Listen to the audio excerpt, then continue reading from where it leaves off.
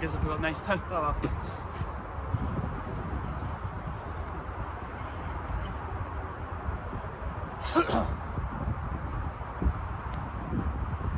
Right. I'll mention the hit systems in this as well, so yeah. As well as our armor counts. Right, this video will be about how a typical training session in Omanus goes and what it entails. So, first of all, I guess we'll start with the hit systems. So, what we have is a shorts and t-shirt system, which is what I believe you have. So, you know, above elbow, below neck, above knees, not the crotch. They're the hit zones. Other bits. So there's no hitting above on shoulders or above the head as a strict rule. If you happen to hit a non-hit zone below your shoulders, that's just it doesn't count, but you still react to it as a you hit me. But you know, yeah. So if you have no armor, you have 2 hits. So by armor I mean gambeson or above. So if you're not wearing any armor, you have 2 hits. If you have a helmet, that's still 2 hits. Gambeson with a helmet. So earlier what I said was you have to have a helmet for armor to count. This will be for this bit. So a light gambeson or a full gambeson is still a gambeson. So either way, you get 3 hits. Yeah. With mail on top of that is 4 hits. So at tier 2 you can have 4 hits, basically. Then maximum one is 5 hits, and what you're looking for that one is so as I am now, plus leg armor or shows or half shows, armored gloves, which I do have, not with me, and the circle to show that you have 5 hits. If you're wearing all the armor but no circle, then you have 4 hits because you're not telling that, yeah, look, I have 5 hits, basically. It's just more of a system thing. Right. Yeah, we also have circumstantial hits, which is basically regardless of how many hits you have. If you take a hit that would realistically kill you, like if you have 5 hits and you get impaled with a spear, that's all your 5 hits gone, you know, you're dead.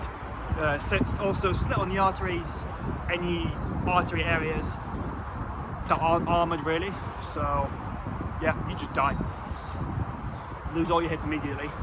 If you get hit quite hard, and say you have 4 hits and you get hit really hard on the arm, you can, well, not die because that was a hit on the arm. But if you take yourself down to 1 hit and you start going, oh, weak basically, and fight vaguely, so you just get hit once and then you die, you can do that as well. Now, as a typical training session would go, we start off with a warm-up, so a circle of chaos, which is where everyone fights, everyone's for themselves, everyone against everyone. That could be in short arms, so anything that's, well, so there's no shields and no spears. Sort of like knives, axes, clubs, not spears.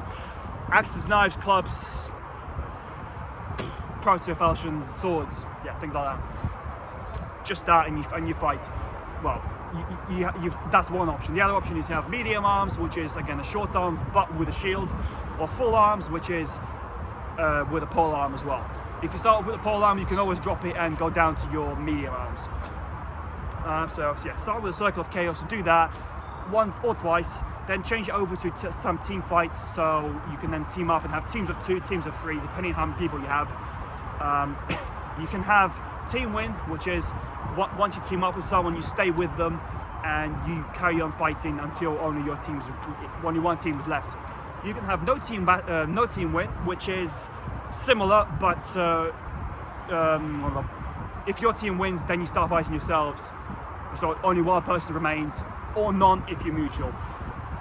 But that also means, you know, at any point during the fight, you can betray your team members and stab them in the back if you think the opponents will be easier to kill while facing them, as opposed to stabbing your members in the back. Yeah. Once you've done that a few times, there are a few games you can play. So there's zombies, which is basically you somehow pick one person. Usually it's you do a circle of chaos, last person alive is the one who's picked. or 2 people, depending how many people you have. So that person is the alpha zombie, and everyone has 2 hits. Zombies on one side, all the humans on the other. Everyone can run to begin with, and you just fight basically. When a zombie is killed, they go down for 10 seconds, could be 5. If you know, that's up to you, but between 5 and 10 seconds, go down. After that, you get up again. You have 2 hits. Then you keep going up and up until you kill the humans. When human dies, they become a zombie, but they cannot run. Now the rule is you cannot run. That means you can do everything else: skip, hop, whatever, walk, sprint, quick walk, speed walk, whatever. Just don't run. That's it. Only the alpha can run. And you just, again, if the non-alpha zombie goes down, they still go back up. So basically, zombies cannot be killed until there is only 1 human left alive. When there's the last human alive, if that human kills a zombie, then that zombie stays dead. This rule was added on a few years ago, and that basically means that humans actually have a chance to win. Yeah, that's one game. The other one, I'm guessing you know, is bridge or gate battle. It's basically, if it's a bridge, you know, you put like 2 spears down, and you have to stay within that line while fighting. That's good for fighting in tight spaces while staying in line, and you know, basically space awareness.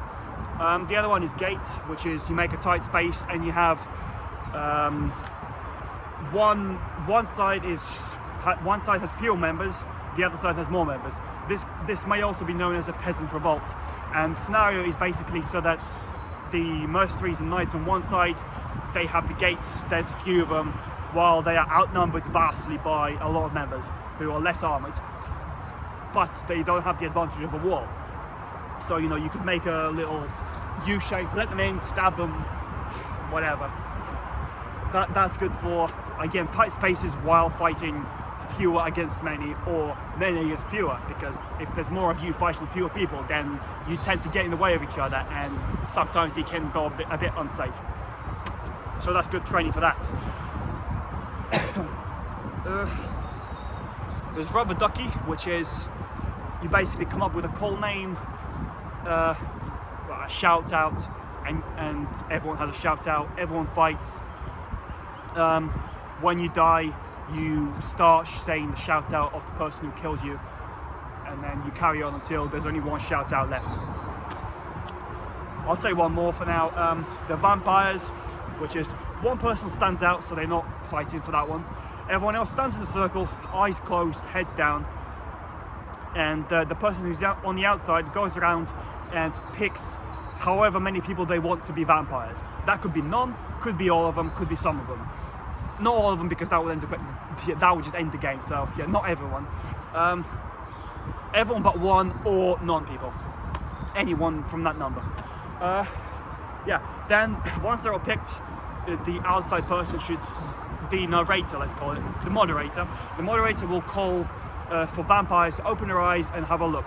So for that point, you're having a look to see who the other vampires are. So humans don't know who the vampires are, or in fact if anyone else is a human.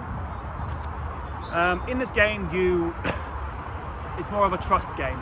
So after that, vampires close your eyes, heads down, then everyone open their eyes and start fighting.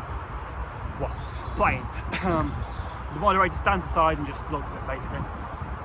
So humans have 2 hits, vampires have 5 hits.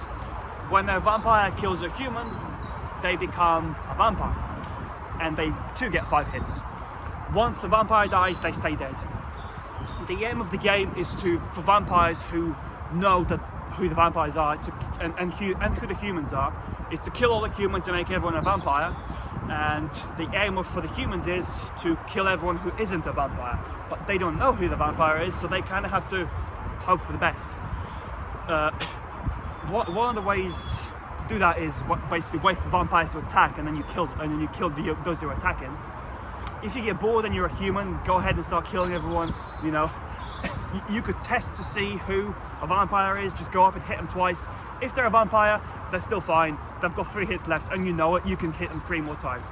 If not, if they're human, they are now definitely a vampire. They have got 5 hits. Hit them 5 times, and you're good. If at any point you feel like nothing's happening, you could say to the moderator, I declare that there are no vampires.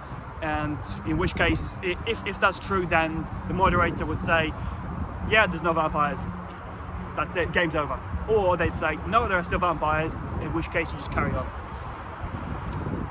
Okay, yeah, those are the games. Right, after you've done a few games, maybe 3 or 4 times, you can then move on to doing some line battles.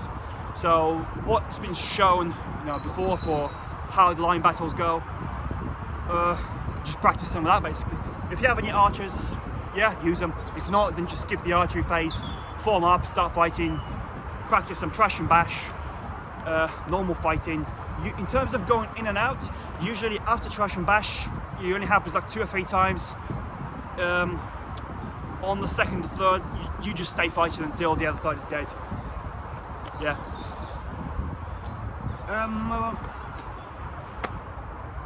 Once you've done that, and you feel it's quite good, you could split off and do some one-on-ones, one-on-one fighting while what would be officers, stand out and watch to make sure that everything's happening safely and according to rules, basically. After that, you do a few more basically a cooldown circle. So a few more circles of chaos, maybe team battles. Yeah.